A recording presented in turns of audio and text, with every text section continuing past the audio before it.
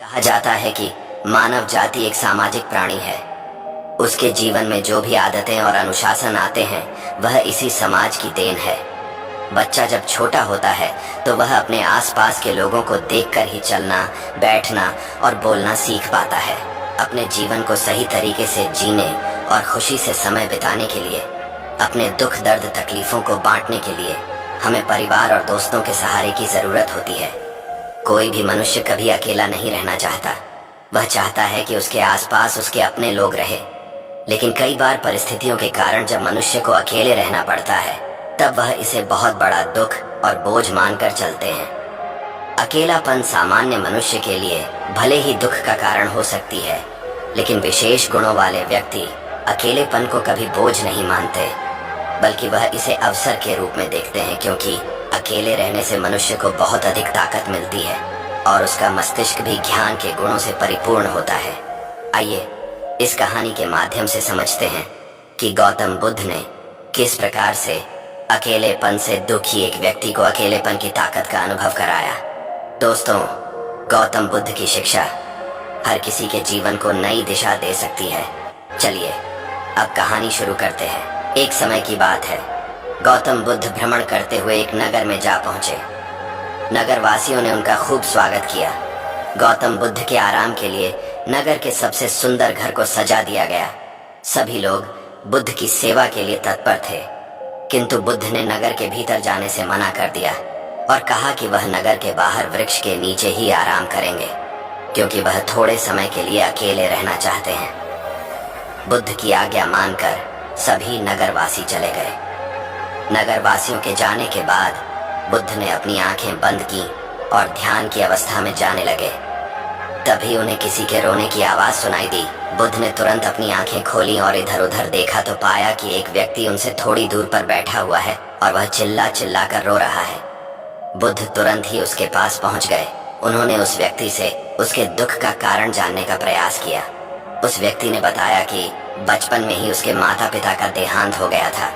इस कारण वह अकेले भिक्षा इत्यादि मांगकर अपना भरण पोषण करता था। जीवन में कभी उसके कोई मित्र नहीं बने, क्योंकि वह गरीब था। कोई भी उससे मित्रता नहीं करना चाहता था। बचपन से ही वह स्वयं को बहुत अकेला महसूस करता था।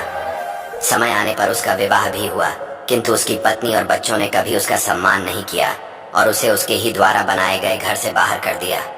जीवन में उसकी यही अपेक्षा थी कि वह अकेला ना रहे, किंतु हर परिस्थिति में उसे सभी ने अकेला छोड़ दिया और अब वह अकेलेपन से बेहद दुखी हो चुका है। इस कारण यहाँ बैठकर रो रहा है। बुद्ध ने उसे व्यक्ति के बातों को ध्यान से सुना। उसे समझाते हुए गौतम बुद्ध बोले, क्या जब तुम पैदा हुए थे तब तुम्हारे साथ कोई था? उस व्यक्ति ने ना में उत्तर दिया। बुद्ध ने फिर अगला प्रश्न किया, क्या जब तुम इस धरती से जाओगे तब तुम्हारे साथ कोई जाएगा? उस व्यक्ति ने फिर ना में सिर हिलाया।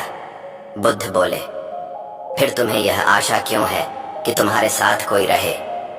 वह व्यक्ति बड़े ही भाग्यशाली होते हैं जिन्हें अकेले रहने का सुख प्राप्त होता है। बड़े बड़े महात्माओं ने सिद्धियां प्राप्त की, ज्ञान प्राप्त किए, लेकिन इस प्राप्ति का मार्ग अकेलेपन से होकर जाता है।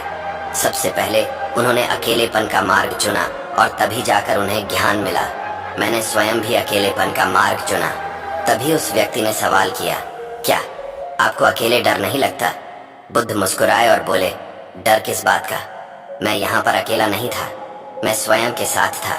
व्यक्ति उसने दूसरा प्रश्न किया कि हम सब मानव जाति हैं और हमें जीवन जीने के लिए दूसरे मनुष्यों की सहायता की आवश्यकता होती है। क्या हम अकेले रहकर जीवन बिता सकते हैं? बुद्ध ने कहा कि एक बालक जब छोटा होता है तो उसे माँ की आवश्यकता होती है, पिता की आवश्यकता होती है, किंतु कुछ ही समय में जब वह बालक बड़ा हो जाता है तो उसकी आत्मनिर्भरता स्वयं के ऊपर आ जाती है। हम इस धरती पर अकेले ही जन्म लेते हैं, मृत्यु के समय भी अकेले ही होते हैं, तो फिर अकेलेपन से घबराना क्यों? जो व्यक्ति अकेले रहते हैं वह सबसे अधिक ताकतवर होते हैं। वह व्यक्ति अपने जीवन में होने वाली सभी घटनाओं के लिए स्वयं जिम्मेदार होते हैं। उनके पास सोचने के लिए अधिक वक्त होता है। एक अकेला व्यक्ति संसार को उत्तम दृष्टिकोण से देखता है और समाज में बदलाव लाने का प्रयास करता है। जीवन में यदि सफल होना है तो समूह का त्याग करके सबसे अधिक समय स्वयं को देना चाहिए। कोई व्यक्ति जब अपने लिए एकांत चुनता है वह अपने सभी कार्यों को बहुत ही सही दृष्टिकोण से देख पाता है और स्वयं की आदतों में सुधार कर पाता है। जब हम समूह में होते हैं तो हम दूसरे के जीवन और दूसरों की बातों पर अधिक ध्यान देते हैं। इससे हमारा स्वयं का विकास प्रभावित होता है। हमारे अंदर क्रोध और ईर्ष्या की भावना आ जाती है और जिनके अंदर यह नकारात्मक भावनाएं होती हैं, उनके अंदर सफल होने की संभावनाएं भी कम हो जाती हैं। अकेले रहने वाले व्यक्ति बेहद समझदार और सुलझे हुए माने जाते हैं। समाज में उनकी सलाह को महत्व दिया जाता है। अकेले रहने से व्यक्ति को इसलिए भी ताकत मिलती है क्योंकि वह अपने व्यवहार के बारे में अच्छी तरह जान पाता है। उसे अपनी ताकत और अपनी कमजोरी की जानकारी होती है। वह स्थिति का सामना अन्य व्यक्तियों की तुलना में ज्यादा बेहतर तरीके से कर सकता है। बुद्ध की बातों को सुनते हुए वह व्यक्ति ध्यान मग्न था। तभी उसने फिर प्रश्न किया कि हे तथागत, क्या अकेले रहने से मनुष्य का व्यक्तित्व भी प्रभावित होता है? तब गौतम बुद्ध ने कहा कि यदि समूह में रहने वाले व्यक्ति और अकेले समय बिताने वाले व्यक्ति की तुलना की जाए तो समूह में रहने वाले व्यक्ति अक्सर अपने आसपास के लोगों के व्यक्तित्व से प्रभावित रहते हैं। उनके परिवार और मित्रों का व्यक्तित्व जिस प्रकार का होता है, उनका व्यक्तित्व भी उसी प्रकार बन जाता है। लेकिन अकेले रहने वाले व्यक्ति एक नए प्रकार के व्यक्तित्व का विकास करने में सक्षम होते हैं। वह किसी के प्रभाव में नहीं आते, बल्कि स्वयं अपने व्यक्तित्व का निर्माण करते हैं। इतिहास के बड़े बड़े कवि और कलाकार आमतौर पर अंतर्मुखी और अकेले रहने वाले व्यक्तियों में गिने जाते हैं, क्योंकि अकेले रहने से उनके अंदर सृजन करने की क्षमता बढ़ती है। जब अकेले समय बिताते हैं तो सृजन पर ध्यान केंद्रित कर पाते हैं। इसलिए जीवन में कभी भी अकेलेपन को नकारात्मक और दुख से नहीं जोड़ना चाहिए, बल्कि यह सोचना चाहिए कि ईश्वर ने यही सबसे सुनहरा अवसर दिया है जिसमें हम स्वयं के व्यक्तित्व की पहचान कर पाएंगे। एकांत रहने में अद्भुत शक्ति मिलती है। उस व्यक्ति ने फिर प्रश्न किया कि एकांत रहने में किस प्रकार की शक्ति की मिलती है? एकांत रहने से व्यक्ति अपने लक्ष्य की ओर अधिक तेजी से पहुंच सकता है। प्रत्येक व्यक्ति को प्रतिदिन कुछ समय अकेले व्यतीत करना चाहिए। प्रतिदिन संभव नहीं है तो महीने के कुछ दिन या फिर साल के कुछ दिन। यदि वह अकेले रहकर स्वयं का विश्लेषण करें तो निश्चित ही वह दुनिया का सबसे बुद्धिमान व्यक्ति बन सकता है। कई बार बुद्धिमान व्यक्ति जब मूर्खों का साथ पकड़ लेते हैं तो उनकी बुद्धि भी भ्रष्ट हो जाती है। इसलिए मूर्खों के साथ चलने से बेहतर है कि अकेले चला जाए ताकि स्वयं का विकास हो सके। कई बार व्यक्ति दूसरे व्यक्ति पर इतने निर्भर हो जाते हैं कि वह स्वयं को प्रेम करना भूल जाते हैं। दूसरे व्यक्ति पर भावनात्मक रूप से या फिर किसी भी तरह से निर्भर होना अच्छी बात नहीं है। यह हमारे निजी विकास में बाधा पहुंचाती है। एकांत रहने वाले व्यक्ति स्वप्रेम को भी अच्छी तरह समझते हैं और स्वयं के प्रति दयालु भी होते हैं, जबकि समूह में रहने वाले व्यक्ति अक्सर अपनी तुलना करके स्वयं के व्यक्तित्व को छोटा मानने लगते हैं। लेकिन जब व्यक्ति अकेलेपन की अवस्था में होते हैं तो उनके प्रतियोगिता किसी से नहीं होती है। वह स्वयं से ही प्रतियोगिता करते हैं और अपनी अच्छाइयों को, अपनी कमियों को अच्छी तरह से देखते हैं, उसका विश्लेषण करते हैं।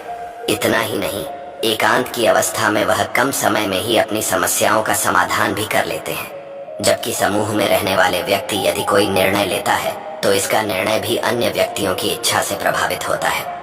गौतम बुद्ध की बातों को ध्यान से सुन रहे उस व्यक्ति ने फिर प्रश्न किया कि जिन व्यक्तियों के परिवार और मित्र हैं वह किस प्रकार अकेले रह सकते हैं। गौतम बुद्ध ने कहा कि अकेले रहने का यह अर्थ बिल्कुल नहीं है कि सब कुछ त्याग कर जंगल की ओर चले जाओ। गृहस्थ जीवन और समाज के प्रति कुछ महत्वपूर्ण जिम्मेदारियां होती हैं जिनका निर्वहन करना आवश्यक होता है। किंतु इस अवस्था में रहते हुए भी यदि स्वयं का विकास करना है तो प्रतिदिन कुछ समय अकेले अवश्य बिताना चाहिए। अकेले रहने वाले व्यक्तियों की मानसिक स्थिति अन्य व्यक्तियों की तुलना में बेहद मजबूत हो जाती है, क्योंकि वे इस बात को अच्छी तरह समझते हैं कि परिस्थितियां चाहे कैसी भी हो, उन्हें स्वयं ही स्वयं की सहायता करनी होगी। कोई अन्य व्यक्ति उनकी सहायता नहीं कर सकता। इस संसार में जिस व्यक्ति ने अकेलेपन की ताकत को समझ लिया वह उच्चतम शिखर तक पहुंचता है और जीवन में उसे जो कुछ भी चाहिए, उसने जो भी लक्ष्य तय किया है वह उन्हें अवश्य पा लेता है। किंतु कई बार अकेले रहने वाले व्यक्ति नकारात्मक भाव से भी गुजरते हैं। उनके अंदर कई प्रकार की नकारात्मक बातें आ जाती हैं और वह दुखी रहने लगते हैं। ऐसा होना स्वाभाविक है। मन में नकारात्मक बातों का आना, दुखी होना, यह सब मनुष्यों के संवेग है। किंतु यह दुख और नकारात्मक भाव लंबे समय तक मनुष्य के जीवन में नहीं रहना चाहिए, ईश्वर ने यदि तुम्हें अकेले रहने का अवसर दिया है तो इसे सहर्ष स्वीकार करो और ये सोचो कि ईश्वर ने जो कुछ भी किया है इसमें अवश्य ही तुम्हारी कोई भलाई छिपी हुई है। अन्य व्यक्ति अपने सांसारिक जीवन का त्याग करके अकेले रहने के लिए जंगलों की ओर जाते हैं और तुम हो जिसे ईश्वर ने जीवन के प्रारंभ से ही अकेलेपन का अनुभव कराया। इस कारण तुम्हें सदैव कृतज्ञ होना चाहिए। मन के नकारात्मक भाव और दुख के स्थान पर तुम्हें सकारात्मक बातें सोचनी चाहिए और अपने एकांत समय को सही दिशा में लगाना चाहिए। गौतम बुद्ध बोले कि प्रारंभ में तुम्हें अवश्य ही पीड़ा महसूस होगी, किंतु समय के साथ तुम्हें इसका लाभ भी मिलेगा। अपने जीवन को सही लक्ष्य में लगाओ और अपने लिए अनुशासन तय करो। जब कभी एकांत में बैठो तो अपनी दोनों आंखें बंद करके और ध्यान लगाओ। ज्ञान की गहरी अवस्था तुम्हें सकारात्मकता की ओर लेकर जाएगी। इस प्रकार गौतम बुद्ध ने उसे व्यक्ति को अकेलेपन की ताकत का अनुभव करवाया। उसे व्यक्ति ने गौतम बुद्ध से वादा किया कि अब वह जीवन में कभी दुखी नहीं होगा, बल्कि एकांत समय को अवसर बनाकर जीवन में बड़े लक्ष्य की प्राप्ति करेगा। दोस्तों, उम्मीद है कि आपको यह वीडियो पसंद आया होगा। अगर वीडियो पसंद आया हो तो दोस्त और परिवार के साथ यह वीडियो को शेयर जरूर करें ताकि उनको भी थोड़ी सी मदद मिले। मिलते अगले वीडियो में, तब तक अपना ख्याल रखें। धन्यवाद।